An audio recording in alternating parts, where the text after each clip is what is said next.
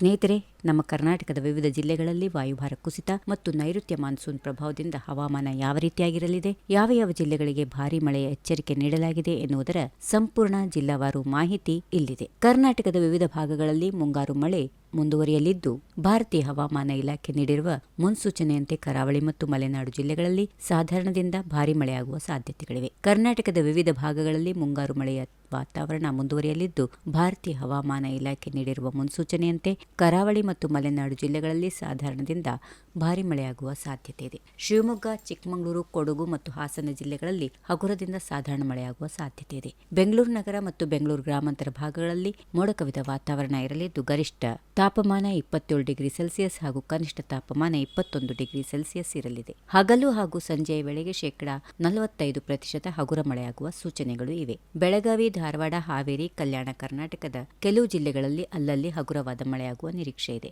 ಕರಾವಳಿ ತೀರ ಪ್ರದೇಶಗಳಲ್ಲಿ ಗಾಳಿಯ ವೇಗ ಹೆಚ್ಚಾಗಿರಲಿದ್ದು, ಮೀನುಗಾರರು ಮತ್ತು ಕರಾವಳಿ ನಿವಾಸಿಗಳು ಜಾಗರೂಕರಾಗಿರಲು ಹವಾಮಾನ ಇಲಾಖೆ ಸೂಚನೆ ನೀಡಿದೆ. ರೈತ ಬಾಂಧವರು ಮತ್ತು ಸಾರ್ವಜನಿಕರು ಮಳೆಯ ಮುನ್ನೆಚ್ಚರಿಕೆಗಳನ್ನು ಗಮನದಲ್ಲಿ ಇಟ್ಟುಕೊಂಡು ಅಗತ್ಯ ಮುಂಜಾಗ್ರತಾ ಕ್ರಮಗಳನ್ನು ಕೈಗೊಳ್ಳಿ.